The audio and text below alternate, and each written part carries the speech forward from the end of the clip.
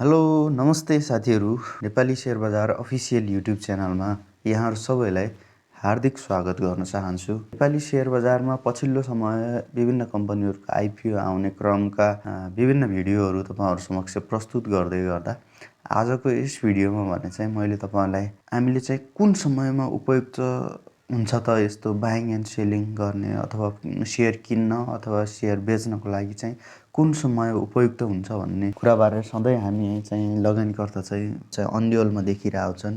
केही समय पछि बेच्न सकेपछि अझ फाइदा हुन्थ्यो कि अथवा केही समय पछि किन्दाखेरि चाहिँ अलिकति झनै फाइदा हुन्थ्यो कि भन्ने कुराहरू चाहिँ शेयरमा बाइङ एन्ड सेलिङ गर्दाखेरि चाहिँ लगानीकर्ताहरूको मनमा चाहिँ यस्ता प्रश्नहरू खेलिरहेका हुन्छन्।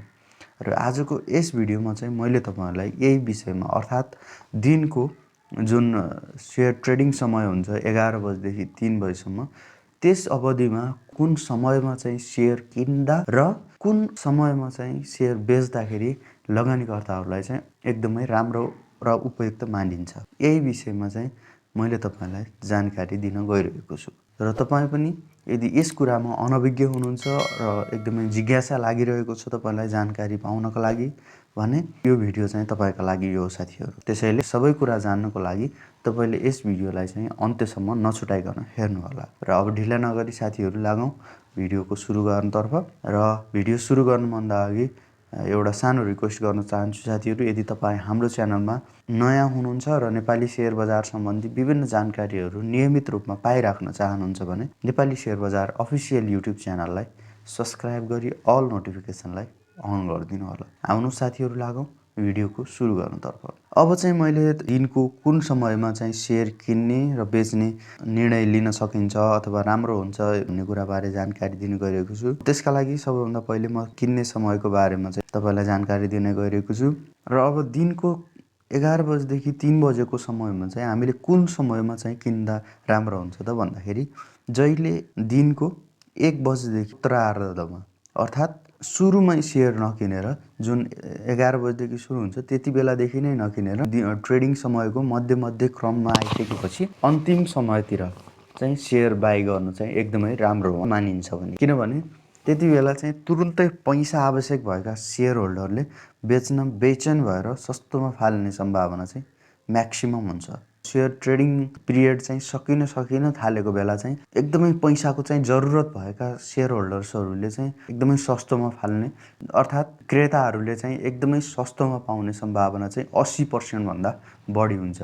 त्यसैले हामीले शेयर किन्नु पर्दाखेरि जहिले पनि मध्यक्रम अर्थात् लगभग 12:30 1 बजेदेखि तपाईले चाहिँ जति सक्दो तपाई उत्तरार्धमै किन्दा चाहिँ शेयर चाहिँ तपाईले सस्तोमा पाउने सम्भावना एकदमै धेरै हुन्छ। किनभने त्यति बेला बेच्ने शेयर बेच्दै गरेको मान्छेहरूलाई चाहिँ एकदमै पैसाको जुन अभाव हुन्छ त्यसले चाहिँ एकदमै दबाब दिइरहेको हुन्छ र त्यसको दबाबमा सेलर परेपछि बायरले चाहिँ एकदमै सस्तो पर्सेन्टमा शेयर आफ्नो बनाउन सक्ने सम्भावना बढी हुन्छ।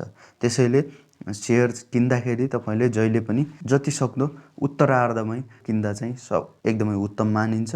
यी साथीहरु मैले कति बेला चाहिँ शेयर किन्ने भन्ने बारेमा जानकारी दिएँ।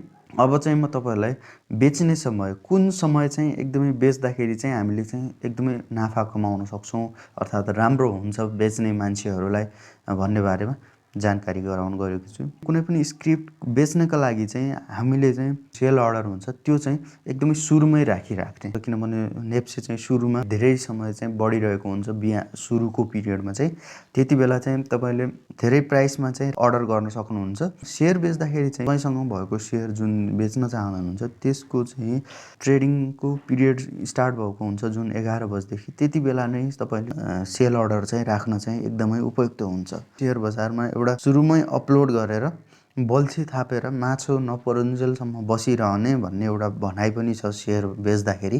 अब यसरी शेयर बेच्दाखेरि चाहिँ पछि अझै बढ्ने हो कि भन्ने पनि लाग्न सक्छ, तर त्यो सोचाइ चाहिँ फेल्ड खाने एकदमै 80% सम्भावना हुन्छ। त्यसैले तपाईले शेयर बेच्दाखेरि चाहिँ सधैँ सुरुमै आफूले अर्डर प्रेस गर्नुपर्ने हुन्छ। तपाईले अझै बढ्छ कि भन्ने लाग्न सक्छ, तर त्यो चाहिँ एकदमै 80% सम्म चाहिँ सम्भावना चाहिँ खेर जाने हुन्छ। झन्डै 80% सम्भावना चाहिँ सेयरको प्राइस चाहिँ घट्ने हुन्छ। त्यसैले चाहिँ तपाईँले चाहिँ सेयर बेच्दाखेरि चाहिँ सुरुमै सेल अर्डर राख्नुहोस् र सेयर किन्दाखेरि चाहिँ तपाईँले मध्यक्रमदेखि उत्तरार्धमा जति उत्तरार्धमा जानुहुन्छ त्यति चाहिँ तपाईँले सेयर चाहिँ सस्तोमा पाउने सम्भावना बढी हुन्छ। र यो जानकारी मैले चाहिँ तपाईँलाई दिएँ कि दिनको कुन समयमा चाहिँ सेयर किन्ने र बेच्ने गर्दा चाहिँ लगानीकर्ताहरूलाई चाहिँ फाइदा हुन्छ, उपयुक्त हुन्छ भन्ने विषयमा। यद्यपि तपाईँहरूले सेयर बाइङ एन्ड सेलिङ गर्ने कुराहरूमा चाहिँ तपाईँले आफ्नो निर्णय चाहिँ लिन सक्नुहुन्छ। र यस्तै जानकारीमूलक भिडियोहरू तपाईँ नियमित रूपमा हेर्न चाहनुहुन्छ भने नेपाली सेयर बजार अफिसियल युट्युब च्यानललाई सब्सक्राइब गरिदिनु होला भन्दै आजको यस भिडियोबाट बिदा माग्न चाहे। हस्त नमस्ते।